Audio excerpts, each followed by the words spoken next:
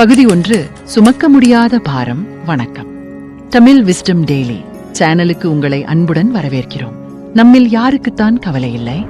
சில நேரங்களில் வாழ்க்கை நம்மை 4 திசைகளிலிருந்தும் நெருக்கும். அடுத்து என்ன நடக்கும் என்ற பயம் நெஞ்சை அடைக்கும். உள்ளம் கலங்கி தவிக்கும் அந்த தருணத்தில் நமக்கு தேவைப்படும் ஒரே மருந்து தெளிவு. திருவண்ணாமலையில் வாழ்ந்த பகவான் ஸ்ரீ ரமண மகரிஷி தன்னை தேடி வந்து எனக்கு மன அமைதி இல்லை, கவலையாக இருக்கிறது என்று கதறியவர்களுக்கு ஒரு மிக சுலபமான ஆனால் ஆழமான ஒரு உதாரணத்தை சொல்வார். அது ஒரு பார்வை மாற்றம்.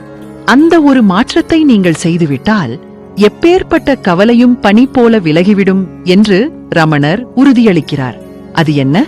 வாருங்கள், ரமணரின் சந்நிதிக்கு செல்வோம். பகுதி 2.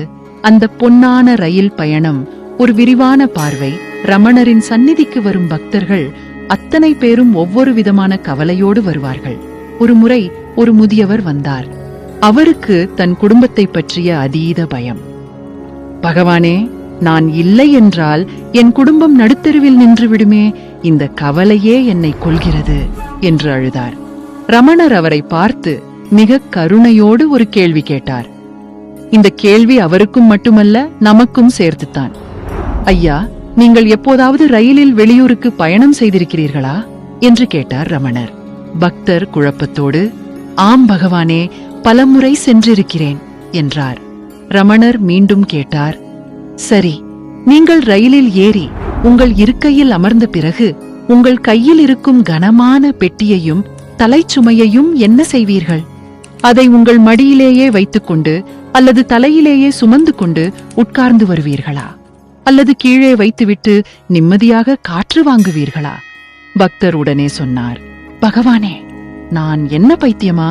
ரயிலில் ஏறிய பிறகு எதற்காக சுமக்க வேண்டும்? பெட்டியை கீழே வைத்து விடுவேன்.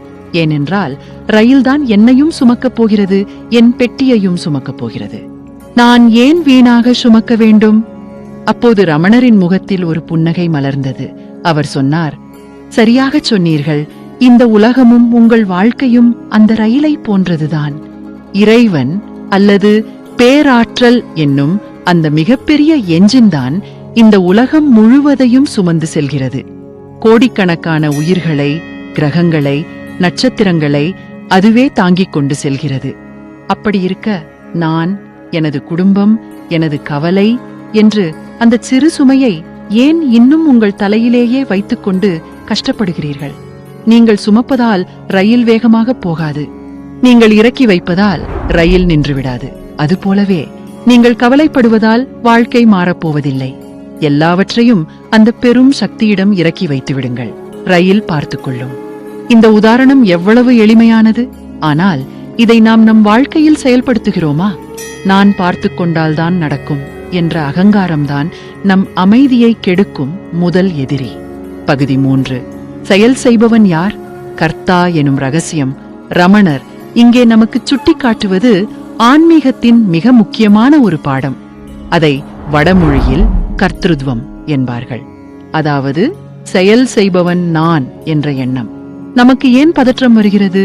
நான் இந்த காரியத்தை சரியாக செய்ய வேண்டும், இது தவறாக போய்விட்டால் என் பெயர் கெட்டுவிடும்.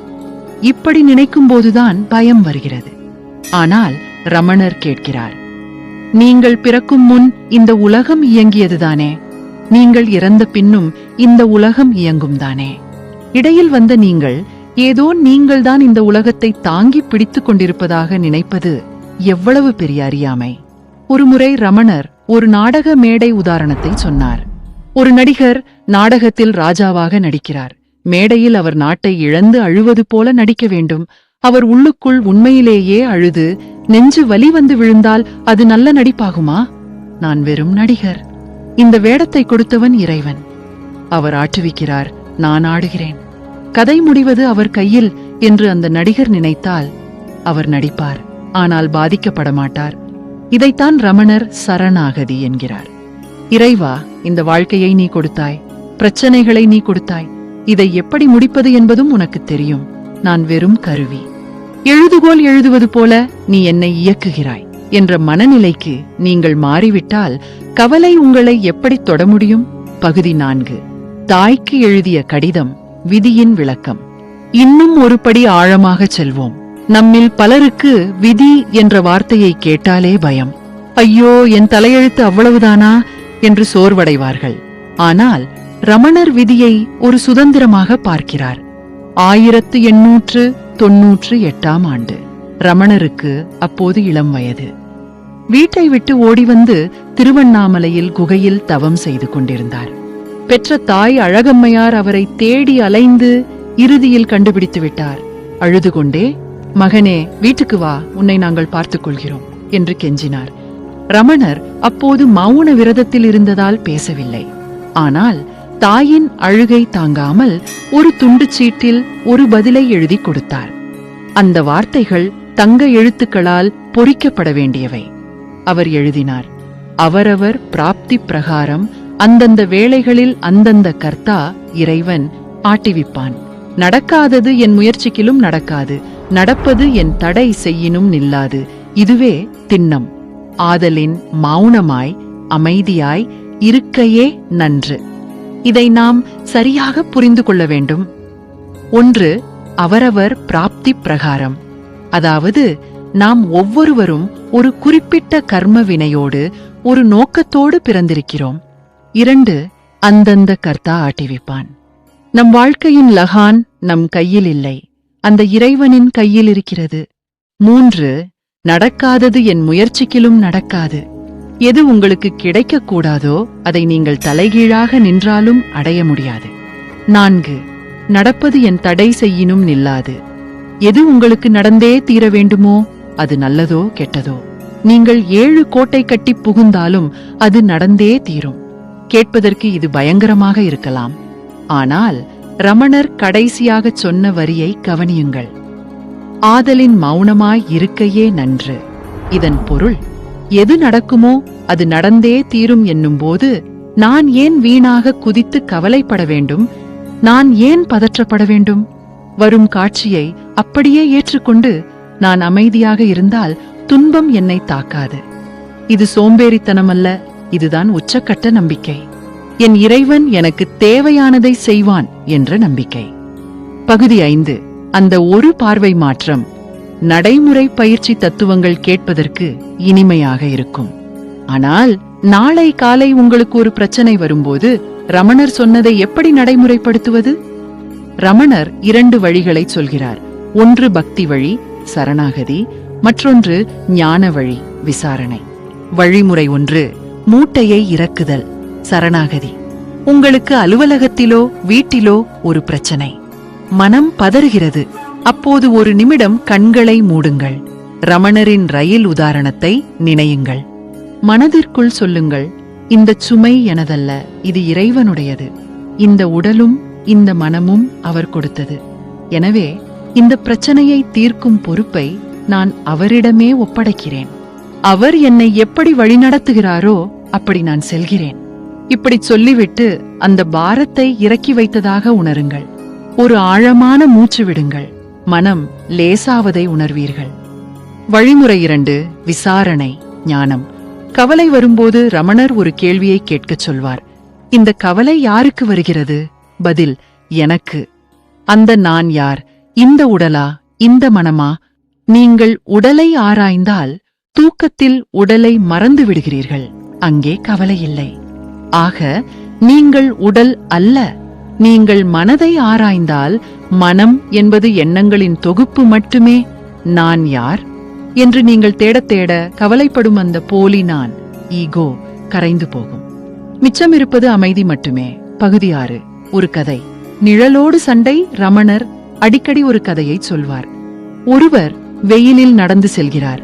அவருக்கு பக்கத்தில் அவரது நிழல் விழுகிறது. அந்த நிழலை பார்த்து, ஐயோ, யாரோ ஒரு கருப்பு மனிதன் என்னை துரத்துகிறார் என்று பயந்து ஓடுகிறார். அவர் ஓட ஓட அந்த நிழலும் கூடவே ஓடுகிறது. அவர் அழுது புரண்டு, என்னை விட்டுவிடு என்று கத்துகிறார். அப்போது ஒரு ஞானி வந்து சொல்கிறார், முட்டாளே, அது வேற யாரும் இல்லை, அது உன் நிழல். நீ நிழலை விட்டு விலக நினைத்தால் முடியாது. நிழலுக்கு காரணமான உன் உடலை மறந்துவிடு, அல்லது நிழல் விழாத இடத்திற்கு நிழலுக்குள் வந்துவிடு. நம் கவலைகளும் அப்படித்தான். அவை நம் மனதின் நிழல்கள். இல்லாத ஒன்றை இருப்பதாக நினைத்து நாம் பயப்படுகிறோம். எதிர்காலம் என்பது இன்னும் வரவே இல்லை, அது ஒரு கற்பனை. கடந்த காலம் முடிந்துவிட்டது, அது ஒரு நினைவு. உண்மையில் நம் கையில் இருப்பது இந்த நொடி, பிரசன்ட் மோமெண்ட் மட்டுமே. இந்த நொடியில் ரயில் பயணத்தைப் போல இறைவனை நம்பி அமர்ந்திருந்தால் வாழ்க்கை ஆனந்தமாக மாறும். பகுதி 7 முடிவுரை. அமைதியின் திறவுகோல். வாழ்க்கை என்பது ஒரு மாபெரும் புதிர். அதை அறிவால் விடுவிக்க முடியாது, நம்பிக்கையால் மட்டுமே கடக்க முடியும். அடுத்த முறை உங்கள் உள்ளம் கலங்கும் போது இந்த 3 விஷயங்களை நினைவில் கொள்ளுங்கள். 1. நீங்கள் ரயிலில் பயணம் செய்யும் பயணி. என்ஜின் டிரைவர் இறைவன், மிகவும் திறமையானவர், அவர் பார்த்துக் கொள்வார். 2. நடப்பவை அனைத்தும் ஒரு காரணத்தோடுதான் நடக்கின்றன, உங்கள் நன்மைக்காகவே நடக்கின்றன. 3. கவலைப்படுவதால் எதுவும் மாறப்போவதில்லை, அமைதியாக இறைவனை சரணடைவதால் மட்டுமே தீர்வு கிடைக்கும். ரமணர் சொன்ன அந்த பார்வை மாற்றம் இதுதான். நான் செய்கிறேன் என்ற இடத்திலிருந்து நகர்ந்து நான் பார்க்கிறேன் என்ற இடத்திற்கு வாருங்கள். பார்வையாளனாக மாறுங்கள். வாழ்க்கை நாடகம் மிக அழகாக இருக்கும். ரமணரின் அருளால் உங்கள் அனைவரின் வாழ்விலும் நிம்மதியும் தெளிவும் அமைதியும் நிலைக்கட்டும். இதுபோன்ற சித்தர்களின் ஆழமான கருத்துக்களையும் வாழ்க்கையை மாற்றும் ஆன்மீக ரகசியங்களையும் தொடர்ந்து தெரிந்து கொள்ள மறக்காமல் தமிழ் விஸ்டம் டெய்லி சேனலுடன் இணைந்திருங்கள். ஓம் நமோ பகவதே ஸ்ரீரமணாய. வணக்கம்.